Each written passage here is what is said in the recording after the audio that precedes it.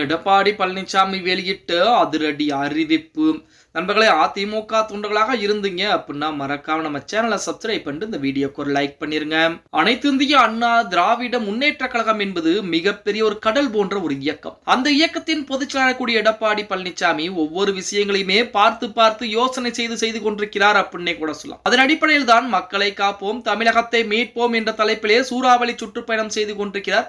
அந்த சுற்றுப்பயணம் என்பது தற்காலிகமாக ஒத்திவைக்கப்பட்டிருப்பதாக செய்திகள் என்பது வெளியாகி இருக்கிறது. அதாவது அதிமுக பொதுச்செயலாளர் எடப்பாடி பழனிசாமி மேற்கொண்டிருந்த தருமபுரி, நாமக்கல் மாவட்ட சுற்றுப்பயணம் மாற்றம் செய்யப்பட்டதாக கட்சியுடைய தலைமை என்பது அறிவிச்சிருக்காங்க. மக்களை காப்போம், தமிழகத்தை மீட்போம் என்ற கோஷத்துடன் பழனிசாமி மாநிலம் முழுவதுமே சுற்றுப்பயணம் செய்து வருகிறார். இதன் 5வது கட்டமாக செப்டம்பர் 29, 30 மற்றும் அக்டோபர் 4ஆம் தேதிகளில் தருமபுரி, நாமக்கல் பகுதிகளில் அவர் பயணம் என்பது மேற்கொள்ள இருந்தார். ஆனால் சமீபத்திய நிலைமையை கருத்தில் கொண்டு அத்திட்டம் ஒத்திவைக்கப்பட்டிருக்கிறது.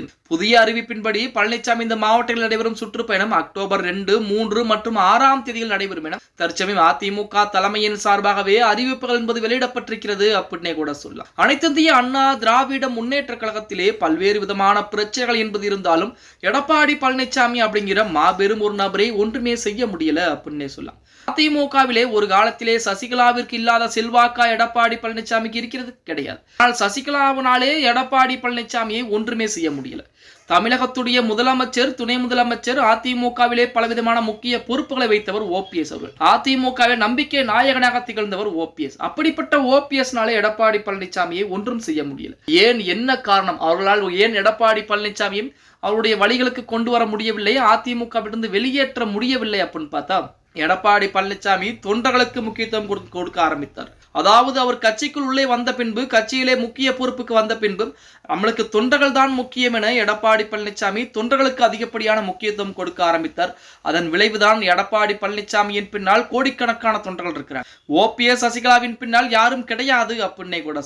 இப்படிப்பட்ட ஒரு சூழலில் மக்களை காப்போம், தமிழகத்தை மீட்போம் என்ற சூறாவளி சுற்றுப்பயணம் என்பது தமிழக மக்கள் மத்தியிலே மிகப்பெரிய ஆதரவுகளை கொடுத்துக் கொண்டது. தமிழகத்திலே அதிமுகவிற்கு இழந்து போன செல்வாக்கை மீண்டும் எடுத்துக் கொண்டு வந்தது இந்த சுற்றுப்பயணம் அப்படின்னே கூட சொல்லலாம். அந்த சுற்றுப்பயணம் என்பது தற்சமயம் தற்காலிகமாக தேதி என்பது மாற்றம் செய்யப்பட்டு, ஏன், என்ன காரணம் அப்படின்னா, கரூரில் நடந்த பிரச்சனை நம்ம அனைவருக்குமே தெரியும். தமிழக வெற்றி கழகத்துடைய மாநாட்டில் நடந்த பிரச்சனை. அந்த பிரச்சனையை கருத்தில் கொண்டு எடப்பாடி பழனிசாமி சுற்றுப்பயணத்தை தற்காலிகமாக ஒத்தி வைத்திருக்கிறார்.